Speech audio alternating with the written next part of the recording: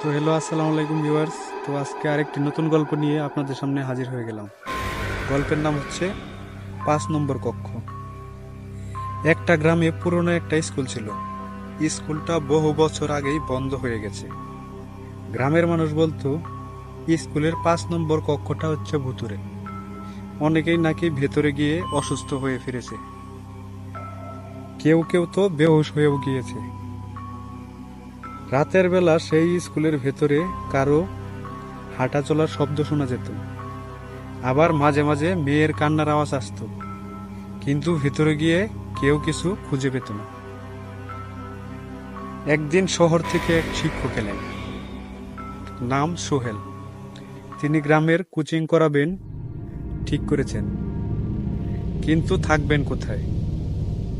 খোঁজ করতে করতে লোকেরা বলল, স্কুলটা ফাঁকা পড়ে আছে, আপনি চাইলে সেখানে থাকতে পারেন, তবে সাবধান, 5 নম্বর কক্ষে যাবেন না। সোহেল হেসে বলল, এসব কুসংস্কার, আমি বিজ্ঞান পড়াই, ভূত বলে কিছু নেই। তিনি স্কুলে থাকতে শুরু করলেন। প্রথম কয়েকদিন সবকিছু স্বাভাবিক, কিন্তু চতুর্থ দিন রাতে দরজায় টোকা পড়ল। ঘড়িতে তখন রাত 12টা। সুহেল দরজা খুলে দেখল কেউ নেই, শুধু করিডোরে হালকা ঠান্ডা হাওয়া বইছে। পঞ্চম দিন রাতে আবার একই ঘটনা।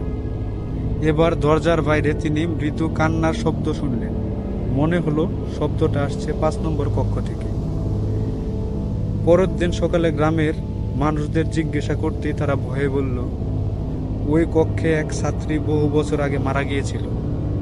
পরীক্ষার আগের রাতে সে সিলিংয়ে ফ্যানে ঝুলে আত্মহত্যা করে।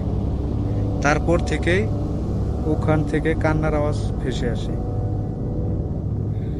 সুহেল এ কথাগুলো বিশ্বাস করলেন না, বরং প্রমাণ করতে চাইলেন যে এসব কিছুই মিথ্যা ও কুসংস্কার।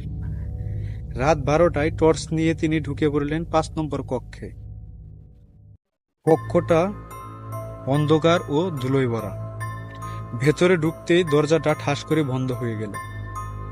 সুহেল আতঙ্ক হয়ে উঠলেন। হঠাৎ টর্চের আলোয় তিনি দেখলেন সামনের ব্ল্যাকবোর্ড চকের দাগ টেনে লিখছে কেউ, স্যার, আমি পরীক্ষা শেষ করতে পারিনি।